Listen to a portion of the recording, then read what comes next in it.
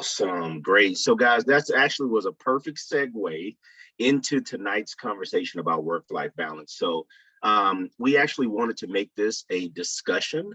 I promise you, I tried my best, but due to my unique life circumstance with being in two different states right now, and we're going to talk about work-life balance. Because of that, me and my wife are in different states. I wanted her to get on the call tonight. She still says she's going to try, but my son is at a birthday party with one of his kids' friends from school. So we may have her join tonight.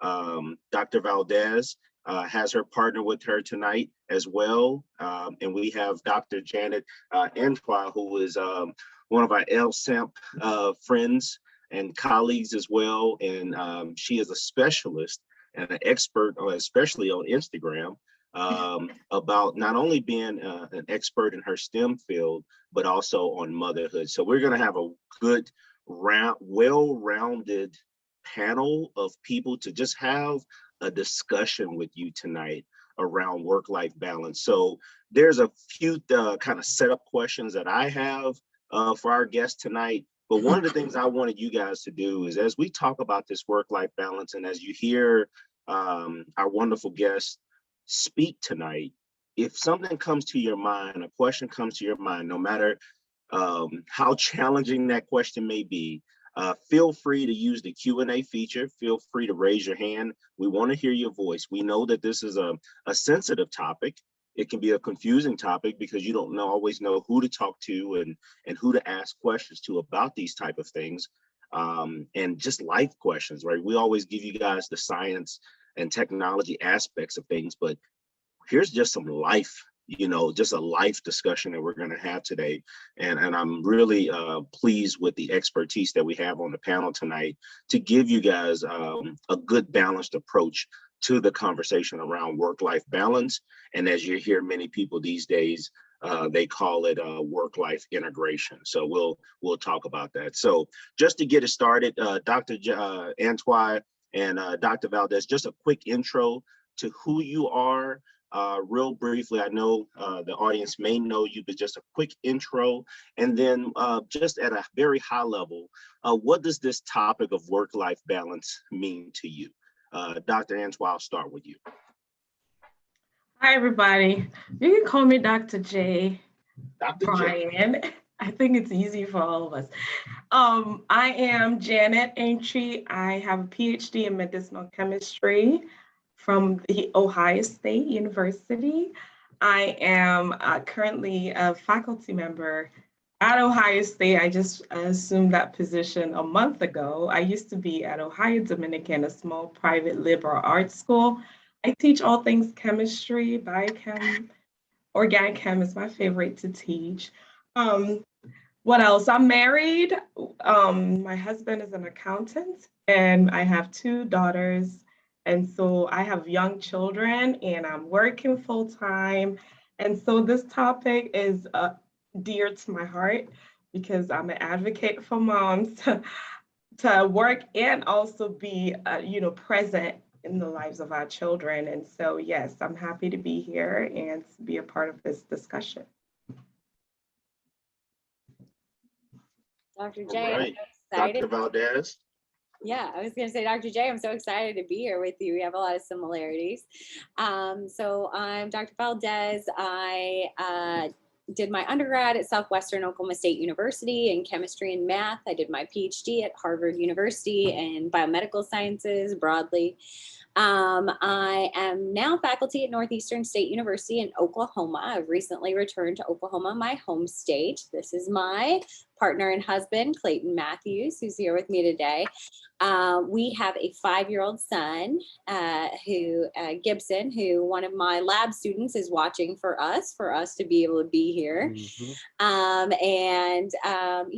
I'm excited to talk about this. We talk about work-life balance a lot at our home, but also in working with the planners of this series, working with Deb and with Brian. And I thought, I thought it was such a great opportunity for us to get to have these conversations and bring in spouses and partners, and hopefully Brian's wife will get to join us a little later on, because they're so much a part of the equation of how that we kind of get to do it all, right? So I'll pause there.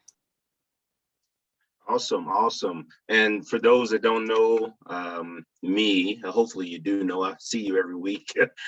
Brian Thomas, I have been STEM, guess you call it your STEM student experience or professional development support with LSMRCE back when we were just LSMCE in 2014. I'm an LSAMP alum as well. I do work in technical fields as a day job in my career. Very extremely passionate about STEM and our future generation in STEM. I've been married now 8 years. We have 2 kids, and both of them are LSAMP babies. My wife is an LSAMP alum as well. She did the Fermilab high school Fermilab summer experience. So she's been with Fermilab since she was in high school in Illinois.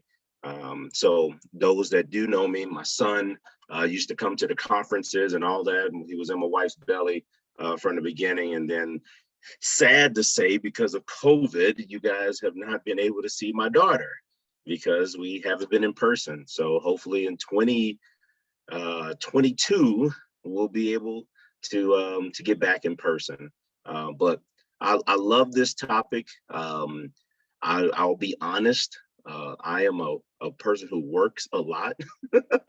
I do work a lot, but it's by choice, and it's because of my spouse that I can make that choice, and that is a choice that we've chosen together. So one thing that I wanted to do just to get us kickstarted is from a work-life balance and a family perspective. Students, I would like for you in the Q&A or the chat, maybe the chat, just put down your thoughts on if you've had, let us know if you've had thoughts, concerns, or just you wanted a question answered around how do I navigate my academic career and then my future potential professional career and have a potential family. If that's something that you've thought about, I know many of you are very young, but if that's something that you've thought about, you've had maybe a question or concern about, I'd like to just gauge that. And then I'd like to start with Dr. Valdez. You know, at what point did you start having those thoughts about a potential family? And then at what point did you say, you know, this is something that I can do, I can do both? So, I mean, I always wanted to have both, right? Wanted to have a family and a career. We got married when I was a 4th year graduate student. So we were in grad school. We met in my 2nd year of grad school. So we met in my 2nd year of grad school, and we got married in my 4th year. And I didn't see that it was practical for me to have a kid during grad school. I didn't see how I could afford to do that financially. I was in grad school in Boston, and childcare there is very expensive. And I also, worked with really toxic chemicals. So in my dissertation lab, I worked with tamoxifen, which is a cancer drug for inducing a mouse model. And then I also worked with diphtheria toxin, which is one of the most toxic reagents to humans. So the idea of being pregnant and doing that type of work did not really coincide. And so I didn't see where that I could do that in grad school. And so I was actually 1 year out of grad school in my first job, and I was pregnant, and I had a baby within maybe 12 months of starting that job. Yeah. About maybe a little more. That's true. Maybe like 14 months. Yeah, he was here, I think 16 months after you had that job. Yeah. So really early on in that first job is when I thought that I could have a kid. So as a person that knew that they were pursuing kind of you knew your STEM path, you knew you wanted to pursue from an academic standpoint. At what point during dating or something like that do you have conversations about the uniqueness of the life of the being in the lab?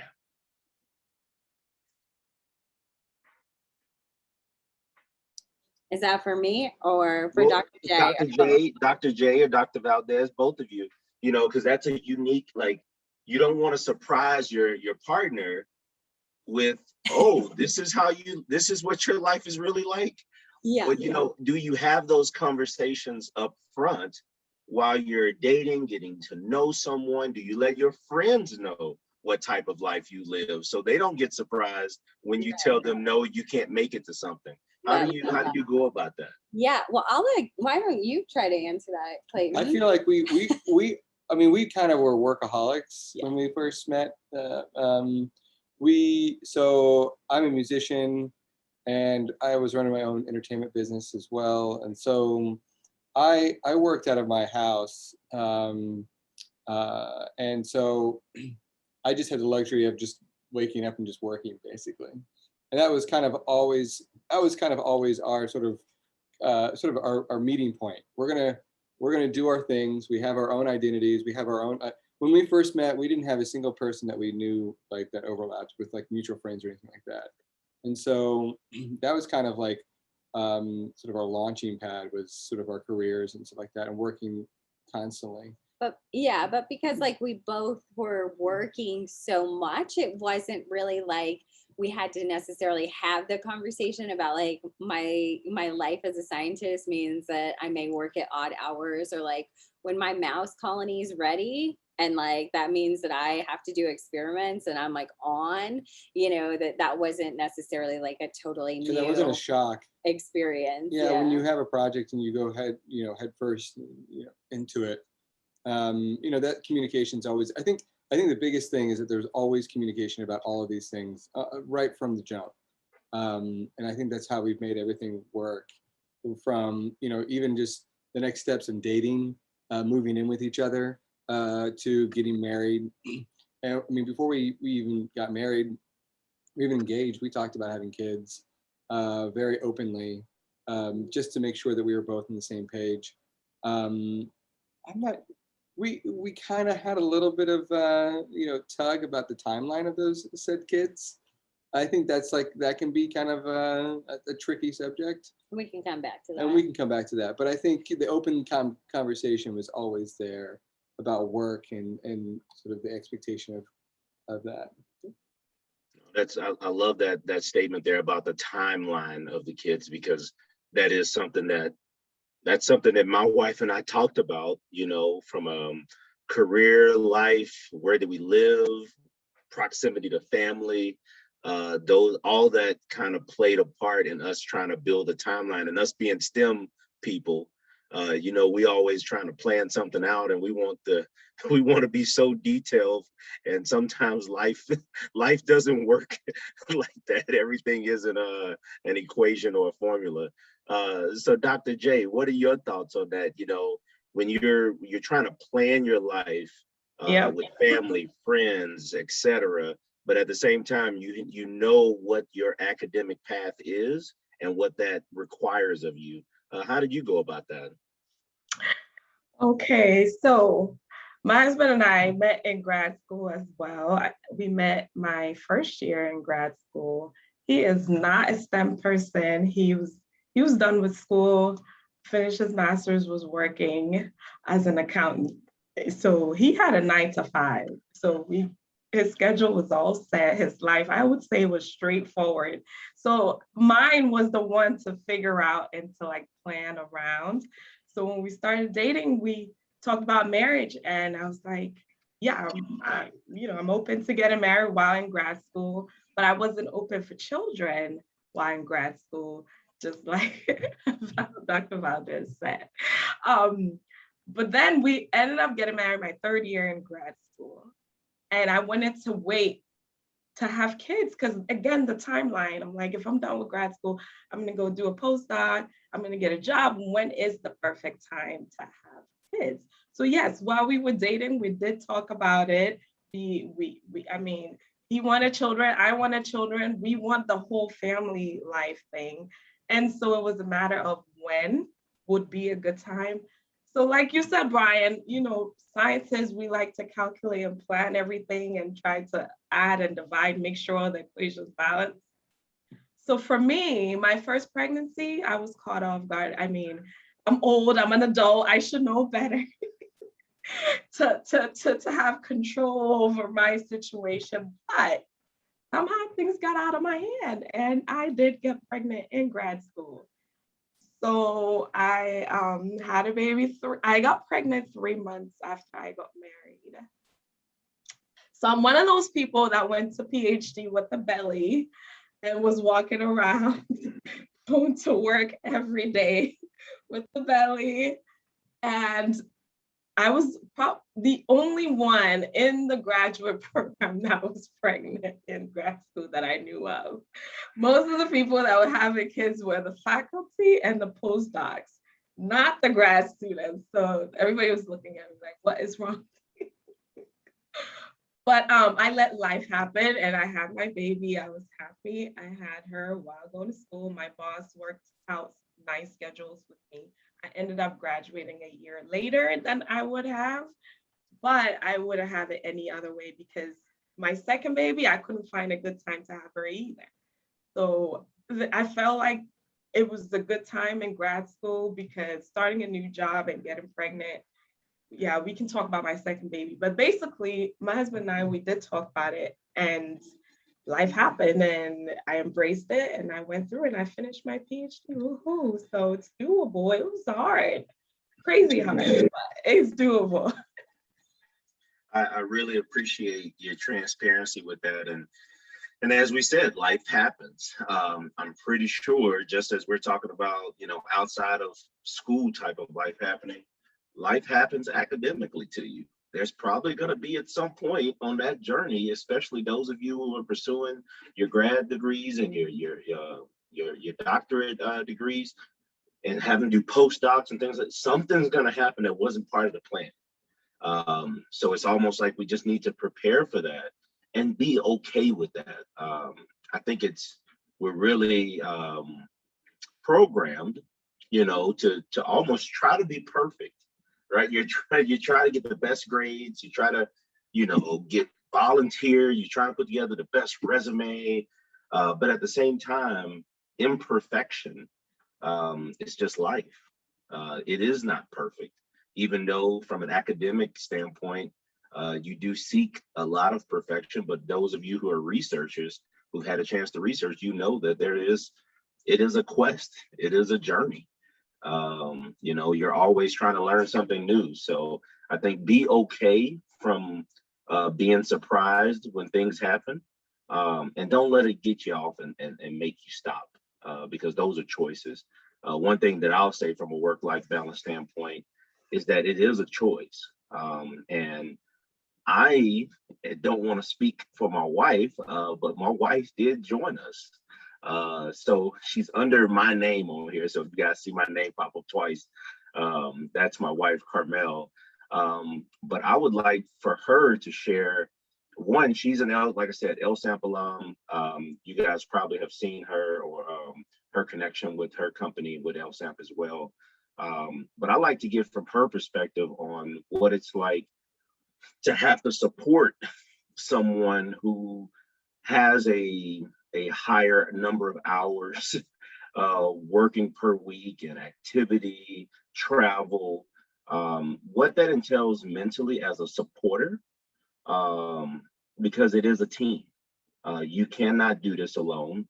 And one person working more at a physical job or whatever the case may be doesn't mean that they're working harder than the other team member, because the things that that other person is supporting is just as vital. So if it's the kids, if it's the home, if it's just whatever it takes to keep everything in order, is just as vital as maybe what someone's doing in the lab, what you're doing at your place of work as well. So Mel, if you're there, please feel free to share what your thoughts are on supporting my crazy.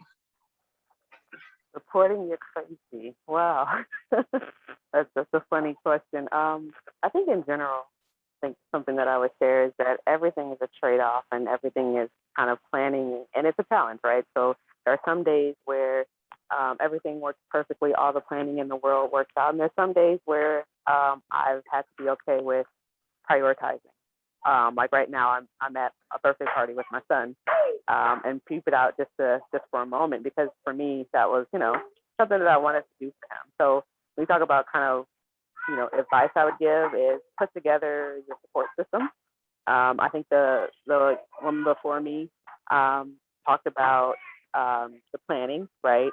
I am the ultimate planner, so having your plans, having your backups, but then being okay with things not always going perfect, I think are the biggest advice I would give. And as far as the challenges, I mean, we've traded off, right? So we came to Michigan for my career, and we were here. We've been here about 5 years, and now, for your career, we made some challenges and some trade-offs. And so planning has helped, having a support system, but also knowing what you can handle and being okay with that. That's really kind of the advice I would give. No, I appreciate that. I almost called you babe. But appreciate that, Mel. And I will say this, just put some context behind this and be 100% honest with you guys. I'm away from my family right now. We'll travel back and forth and see each other, but we won't be together until next year, at the beginning of next year. And that's the sacrifice that we were willing to make for specific reasons, for our family and our careers. And I think with us, we started that way dating in different states. Our first year of marriage, after our first year of marriage, I moved to a different state while we were married. So this is like the third time in our life that we've endured something like this. It's just now that it comes with children. And my wife has a professional career as well. And so this is where I am right now in life. So from a work-life balance standpoint, we're having to navigate this and go through this, but it's a union and it's a joint venture. And I know it's hard on her from a physical standpoint, and then it's hard on me from an emotional standpoint of being away from my family. So I'm going through that now. So I just want you guys to know, like we're having a discussion here because this is the reality of life. For some of you, you're going to probably take a trip, or you probably do like a study abroad or do some project in another country one day. That's just the way it's going to be. Or you may have to go to another state for something.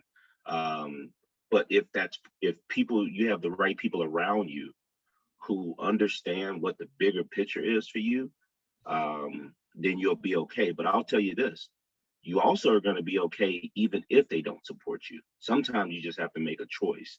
And I'm not saying leave people behind, but you have to allow people not to understand what you're doing.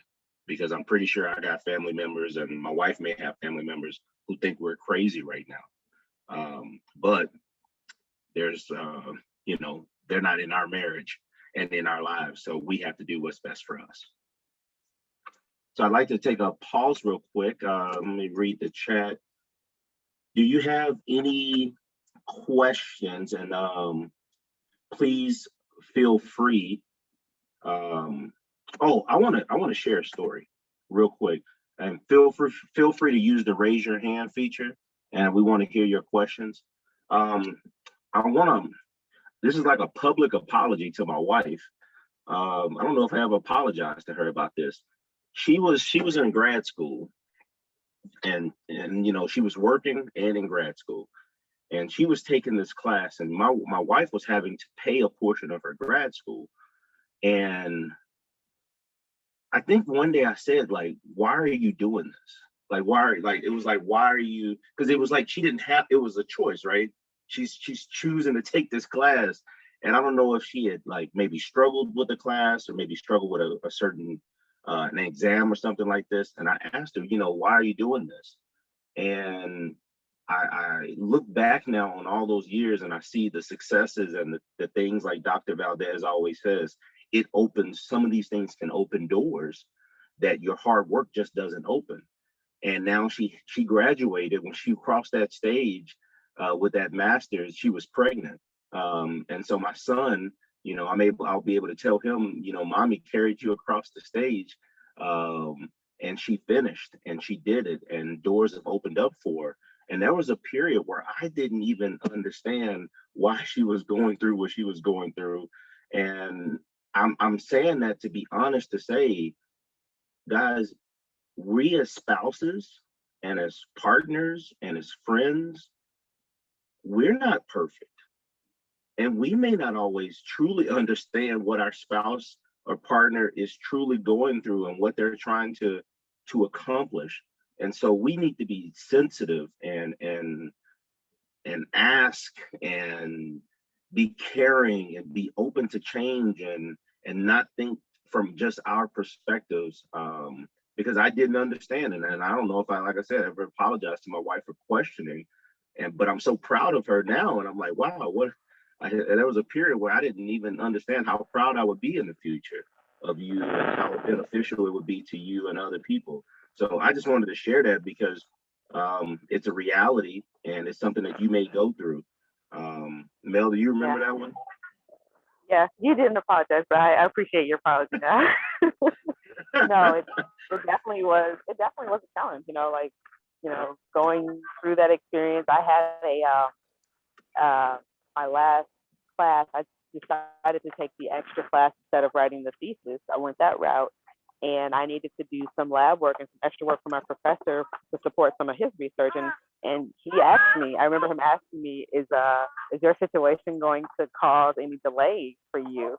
And for me granting you kind of this approval of this, you know, alternative coursework, he approved of the package. And I looked at him and I was like, okay, one, don't overreact, but I had to think, is it going to affect it? Like you said, being pregnant and trying to finish out my master's, it was in industrial engineering. But yeah, it's definitely, you know, to your point, right? Sometimes that, you know, your spouse may not know where you are, and even your professors may not understand or think it could be a hindrance to you to try to have your family and walk across the stage and finish. So you just got to be confident in what you're doing and just cross the finish line and worry about it when you get there. So I would say to anybody in that situation, definitely don't let that stop you. We do have a question from Mason Wong. Hi, everyone. Can you hear me all right? Yep, we can hear you very well. All right, awesome. I just want to say thank you, everyone, for having me. I'm from California, so it's not evening over here. But yeah, my question would be, I guess in addition to like family, thinking about family, what about like also like your friend groups maybe? Yeah, I mean, if you all are like moving different states for school, postdocs, things like that, have you, in your experiences, found it hard to like make new circles of friends, or is it not worth the time if you know you're going to be moving on in maybe like 6 years, 4 years, something like that? Thank you. That's a great question. Can I answer that Dr. one? J or Dr. Valdez? I was gonna. You want to go, Dr. J? Yeah, because that happened to me. So none of my close friends in undergrad, I went to school, my undergrad in New York, SUNY Binghamton, and I went to high school in the Bronx, New York. So I moved to Ohio by myself to start my PhD, and I had 0 friends in Ohio when I moved. All my best friends I still live in Ohio. My best friends, we've stayed in contact. We've stayed best friends. One of them live in New York and the other one lives in DC. So I had to basically find, navigate this new space that I'm in grad school. I knew that would take up majority of my time, but you need an outlet. I'm a very social person. And so like lab alone will drive me crazy. I need to do something apart from science and chemistry and reactions not going well and all that stuff. So what helped me is I found a local church here that I was able to connect there. And I used to sing in the choir in New York, so I joined the choir here in Ohio, the local church that I'm at, and I made friends there outside of the friends I had in grad school. In grad school, we make friends, but I felt like after lab and after hours, everybody was gone and we didn't really hang out a lot. And so I was able to make friends in my local church, but I stayed in touch with my friends. We're long distance friends. We schedule, it wasn't Zoom, what was that, Skype, before Zoom became so popular. We did some Skype video calls. And then when we all had iPhones, we stayed on our iPhones, on our, what do you call it, FaceTime. And I still stayed in touch with my friends. It's not easy, so we plan to meet every year. I actually just came from New York. We met. So we definitely have annual visits where no matter what's going on, if you're pregnant, have kids, whatever, let's come together and still hang out and maintain that friendship. So it's doable. You might have to find, a new friends in the new city, but you should still maintain your old friends. That's my advice. Awesome, awesome. Dr. Valdez, before that question, you had taken your computer off mute. Did you have something to share there? Yes. Well, I was going to make a joke about that Carmel now has a recorded version of that apology. So she might not have gotten it in grad school, but she's got that recorded one for life.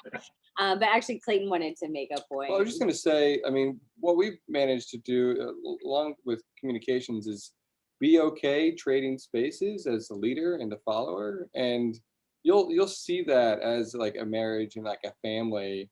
When something naturally like will push your spouse forward in work or in life, you have to be okay as the other spouse to take a back seat for a while. It might take 6 months, it might be 2 years or whatever, but if you're able to sort of be okay with that revolving leader and support role, and sort of have like a broader picture of just the family in general and the family dynamics, I feel like that's like sort of kept us balanced throughout everything.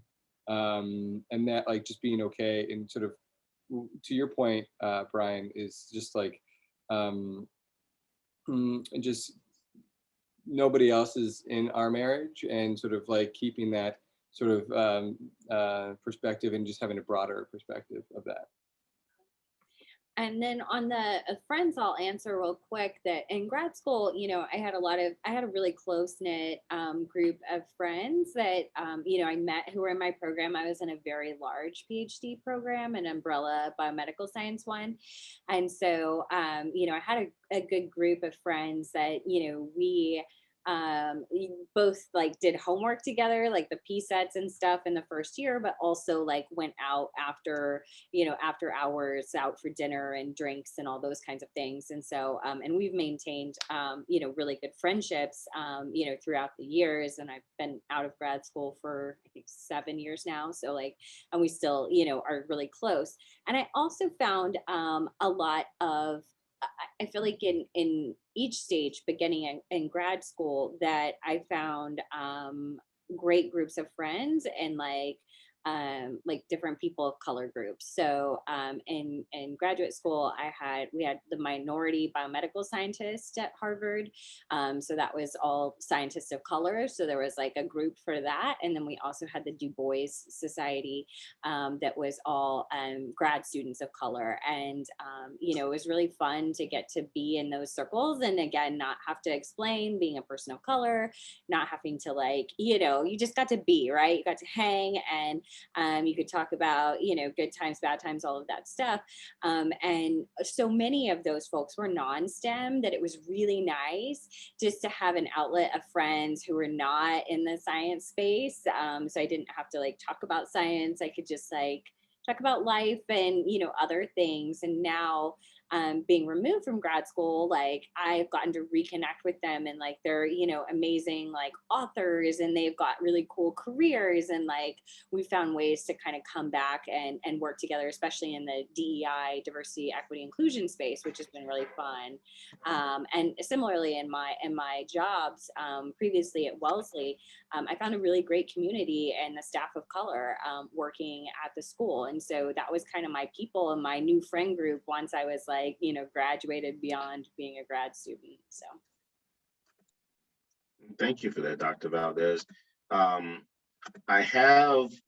We do have a few questions that I want us to go through, and I apologize. I was struggling with to get my camera. There we go. You guys should be able to see there we go. See my face back again. Before we do our questions, my wife is gonna drop off, but I wanted her to answer one particular question before she had to drop off, which was, my wife is fluent in Spanish, and that came a little bit from her schooling, but she went to Spain for a study abroad. And I wanted her to talk about that experience of making that college decision, you know, while she was in her college years, of making a choice of studying abroad, how that has impacted her, how it impacted her at that time, and then what has been some of the long-term benefits of her doing the study abroad, and also what has her language skills, how has that benefited her in career and in life, because I think it's helped her when she does networking, like her Spanish is like really helps her network with a lot of people. So I wanted you to talk about that real quick, Mel, before you had to drop off. I was talking on mute there. Yeah, so the first part of the question about the decision to study abroad, I would say if you guys have the opportunity to do it, absolutely do it. For me, I was on the fence about studying engineering in another country. I wanted to make sure I got it in English first before I tried to do it in a second language. So I was really nervous about that. But one of the programs that I actually studied abroad in Barcelona and the Dominican Republic on 2 separate trips. And I found a month-long course to help me complete one of my gen eds. And I know some people have gone and actually done a whole semester, but for me, you know, I knew I wanted to intern during the summer, and I knew I was nervous about taking courses for my degree program outside the US. So I would definitely recommend, there's alternatives, there's different ways to do it. And whichever way fits your program, that's what I would encourage you to do. The second part of the question, I think, was about career opportunities and just networking and meeting other people.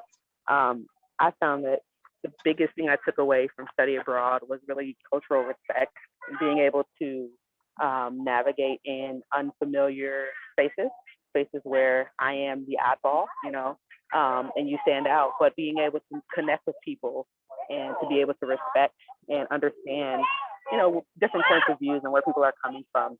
So that's really helped me. And I've been able to travel for work. So I've worked with teams in Mexico to launch products. I've gone to Korea and China to launch products. And so for me, it's really helped with my cultural aptitude.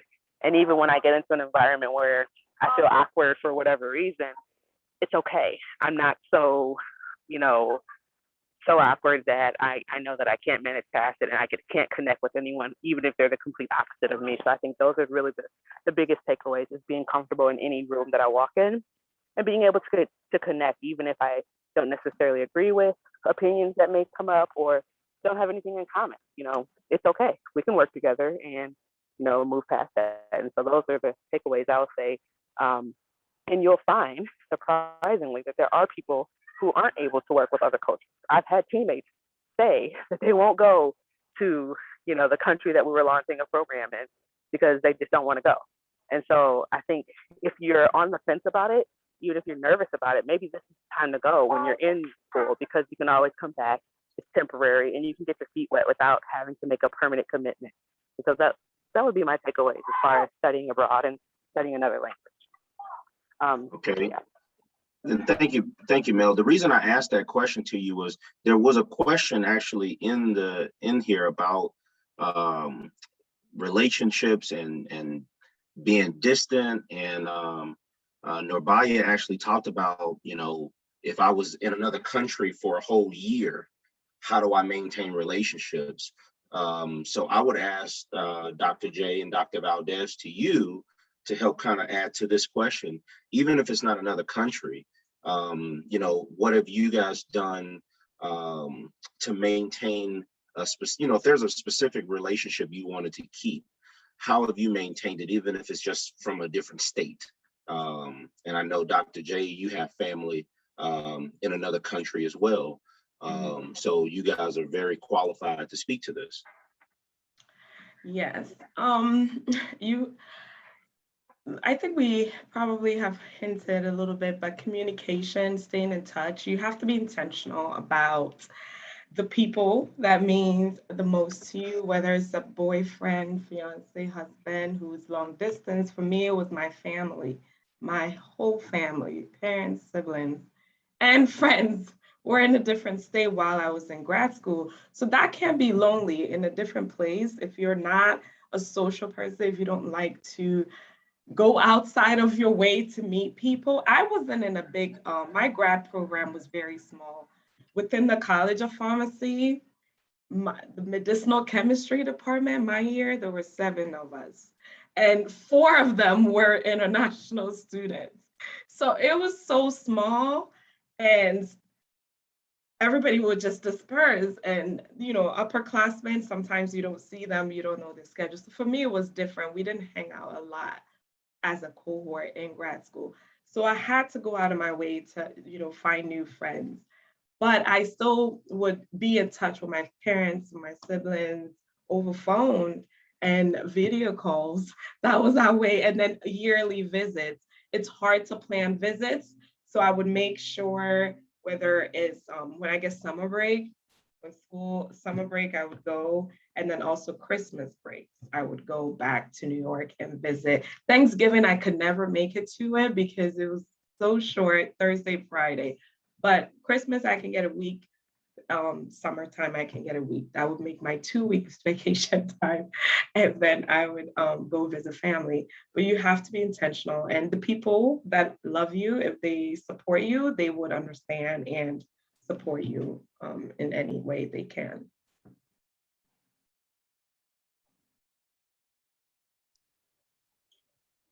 You were muted, but I think Dr. Valdez, did you want to add anything to that? yeah, I mean, I think very similar. You know, my parents were in Oklahoma and I was in Massachusetts, so it's, you know, very big distance. And you know, so I call them, you know, regularly, you know, and just catch up. And I will say, you know, one of the things that's hard was hard for me was that, you know, um, talking about my science. And so I think that's really important, you know, because you're going through this really hard thing that you think about all the time. And there is a period in your 3rd or 4th year where you're just like entrenched in it and like you can't think about anything else, and you become a really terrible, like, I feel, communicator about, like, you're like, I can't anything except science. You know, so I really tried for my parents, like, to make the science a little bit more accessible. And so I did mouse work. And so, you know, my dad would always ask me about, like, did the mice get to live today? Like, you know, how are the mice, right? And so that was always our kind of bridge back to the work, and that they wouldn't necessarily understand, you know, kind of the cellular interactions that I was studying, but like they could grasp onto, I studied mouse eyes. And so I just bring that into the conversation because I think that that part of it's important, that like the people that you love get to hear about your science, but you may not have to tell them about like your Western blot and like your, you know, loading control, right? So just bringing that in.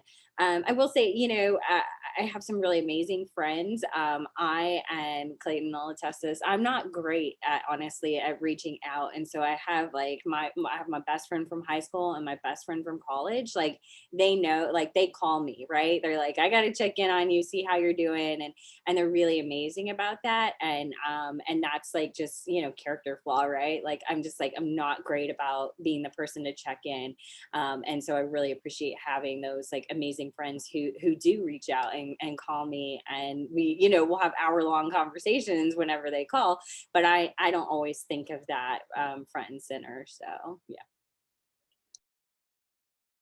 You know, something I wanted to add to help those who may say, you know, what do you do when you're overwhelmed? How do you manage this? Because, you know, there's just those moments are going to happen.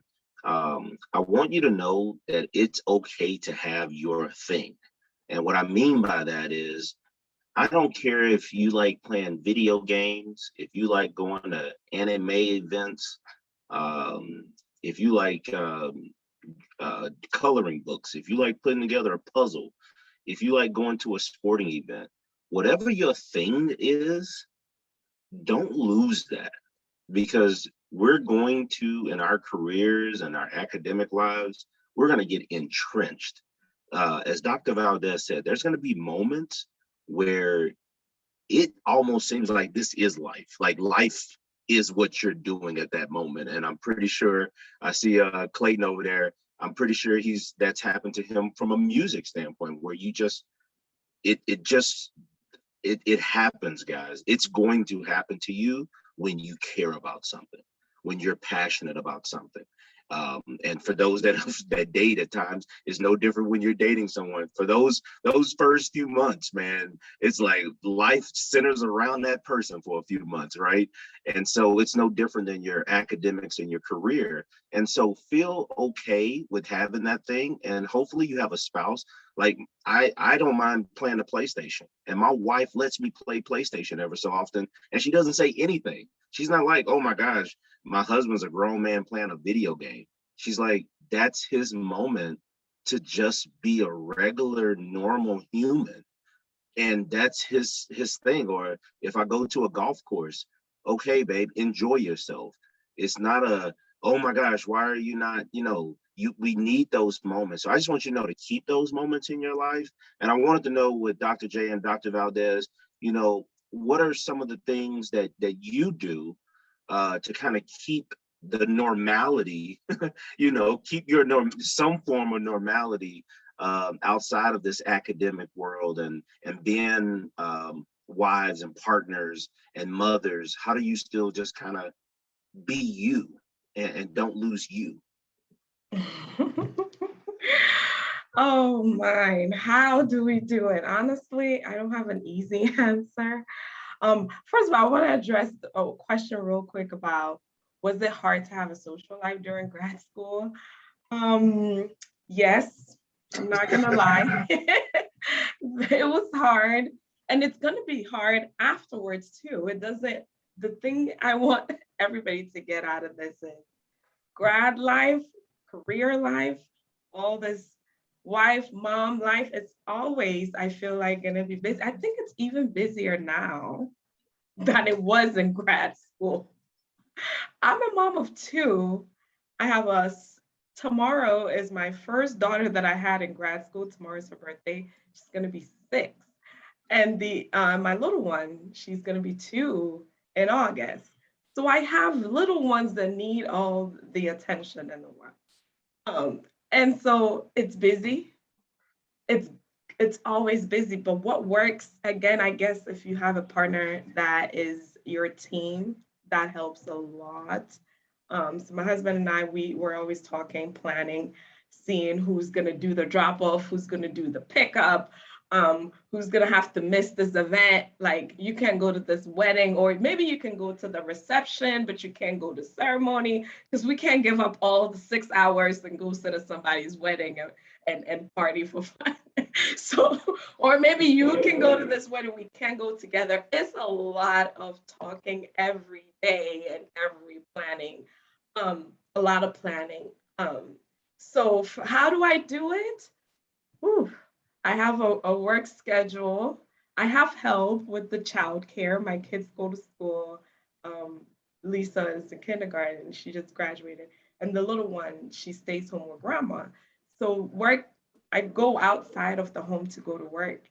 And so when I leave, they're in good hands for childcare. My husband also leaves to go to work. And so we come home in the evening, and that's when we make dinner, eat, get kids ready, read books, do all of the mom stuff before kids tuck into bed. I try to tuck them in by 8 p.m., latest by 9, they're gone. That's when we have the evening to ourselves as a couple, and also catch up on work sometimes. Unfortunately, sometimes I bring work home. I hate it, but it's the reality. And sometimes I never finish work at work. I would love to finish work at work so that when I come home, I don't touch a computer.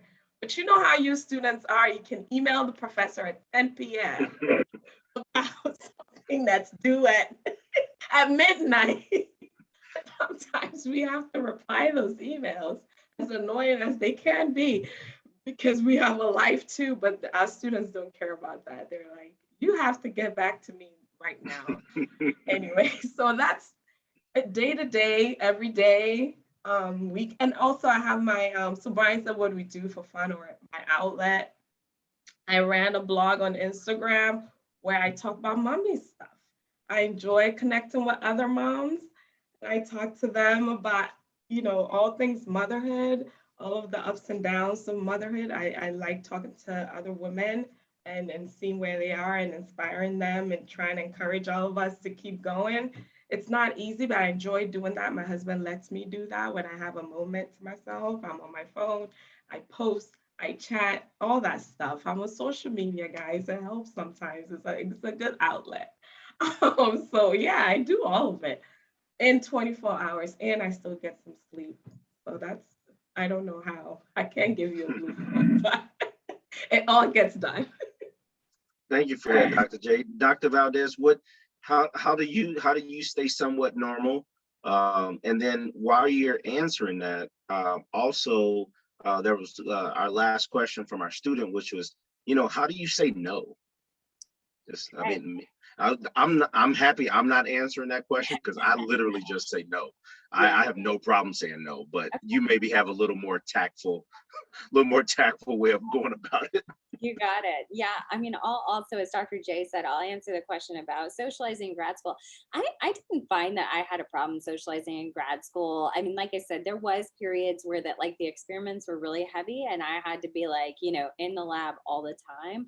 But I did a lot of socializing. I had a lot of fun in grad school, and so I think it's possible to do, but again, it's all about like, those, prioritizing and figuring it out. And I also think like I'm a really big proponent of celebrating small milestones, right? So like not everything has to be the big milestone. Like I think we have to celebrate along the way.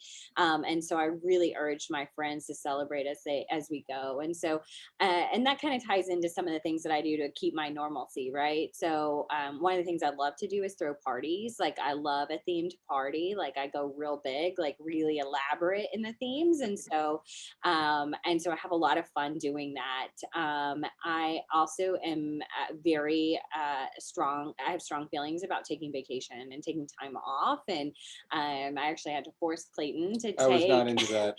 to take vacations. And I'm like, we are taking time off. We are doing this. Nope.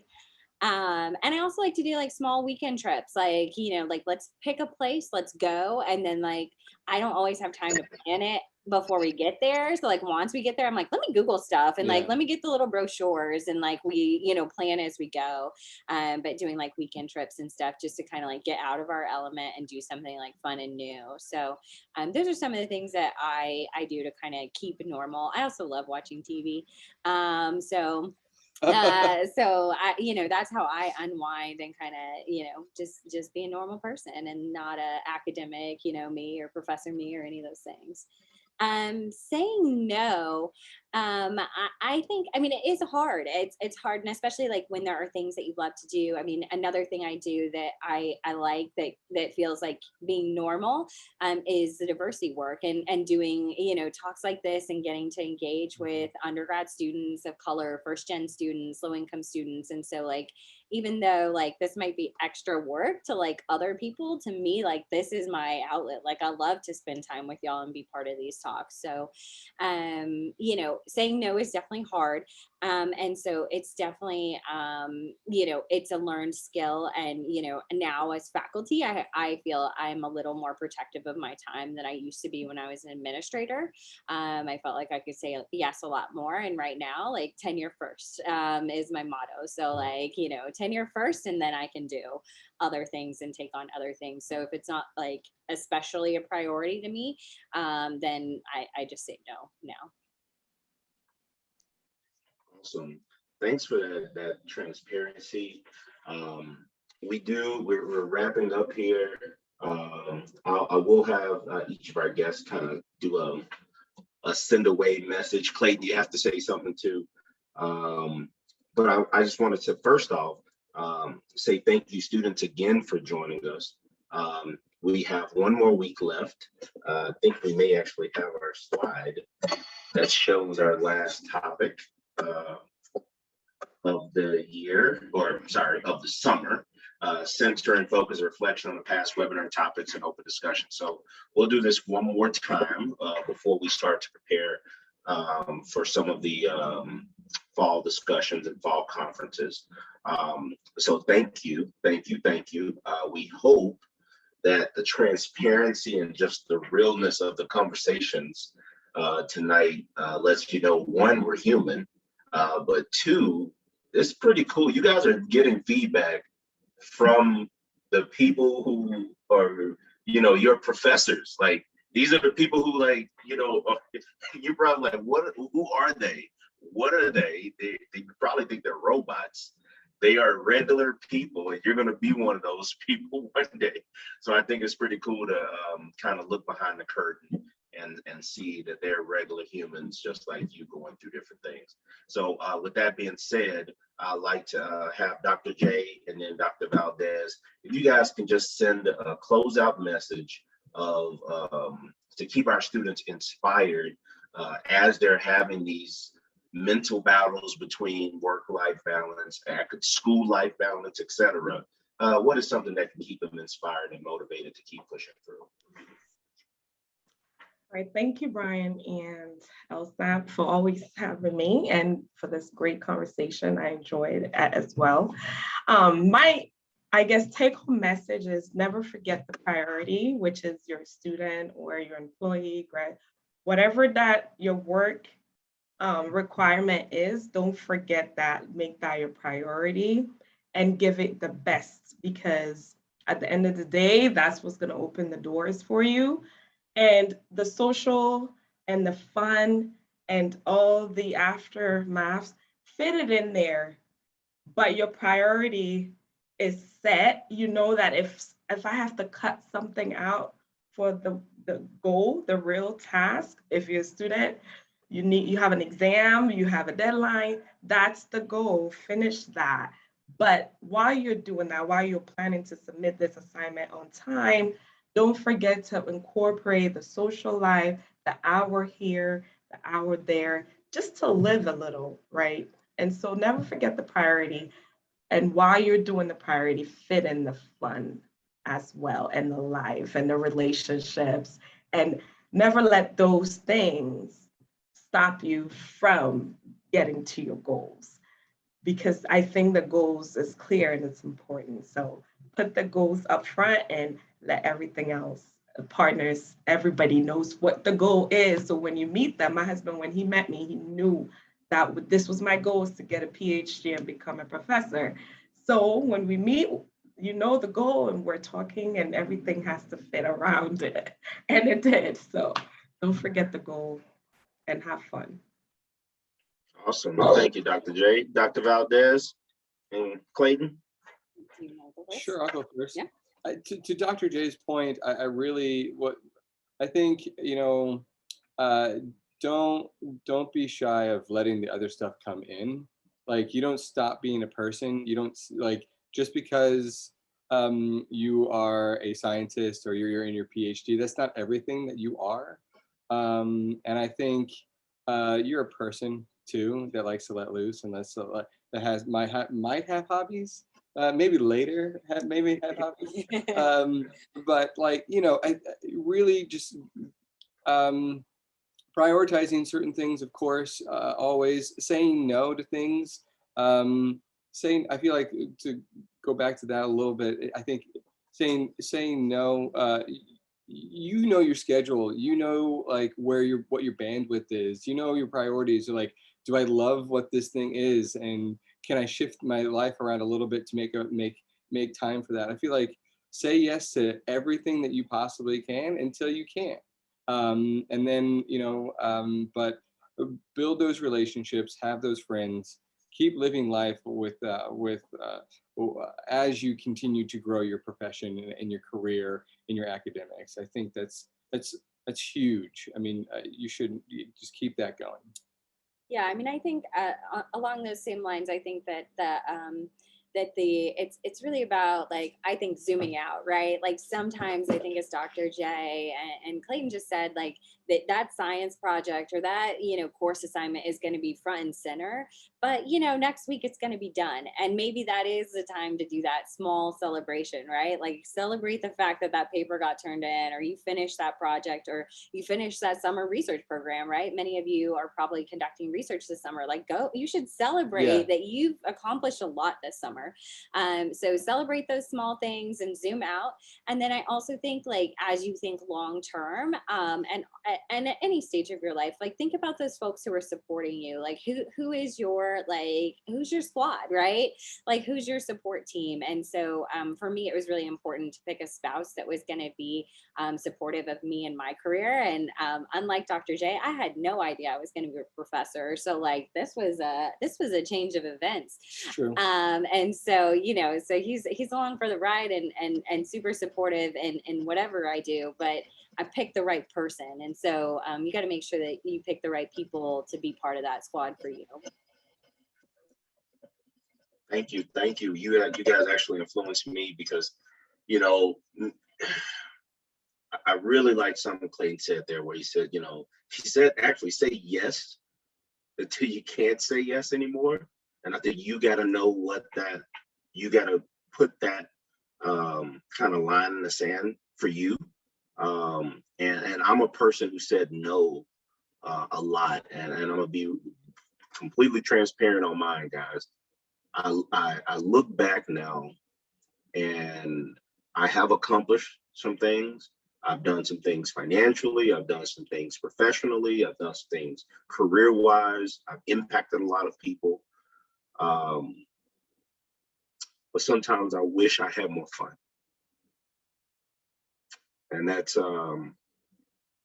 it's hard, right? I'm getting emotional right now, because I know the good that has come from the sacrifices, but I also know the relationships and the people who are no longer here, that I didn't go to that dinner with, that I didn't go visit, the family members that you go to their funeral when I didn't talk to them for a year. And it's just like, it's hard. This is not easy. This is hard. But I'm going to do more yeses. I'm not going to sacrifice the success of the main thing, but I'm going to do more yeses, because you never know what's inside of that yes. It's not just the fun that you may have, it's the relationship that you may build, the connection, the experience, because we sometimes don't get that yes again. We don't get that choice again. So there are going to be some yeses that I actually really appreciate Clayton saying that, because I want you to go give a few more yeses. There's probably more yeses you can give than you think. But at the same time, just keep the main thing, but go enjoy your life. I think that's what I would say, because I didn't do that enough. My wife, thank God I'm married to my wife, because she makes me enjoy it. She makes me take vacation. and do nice things with the family, because I'll lock in and never come up for air. So I just wanted to share that aspect of it. And I hope that this has been beneficial to you guys, encouraging. And if you want things like this, more discussions like this, please use the survey feature that Deb put in there. Your feedback is welcome, and we want to continue to bring you great sessions to keep you guys inspired and pushing through to the finish line. All right. Well, without anything else, I'd like to say thank you to the collaborators. It's a lot of people that help bring these sessions together, that support this. We do it in the spring, the summer, the fall, the annual conference. So I just want to say thank you guys for everything you do. And we look forward to finishing off the summer with you next Wednesday night. Take care, everyone. Bye.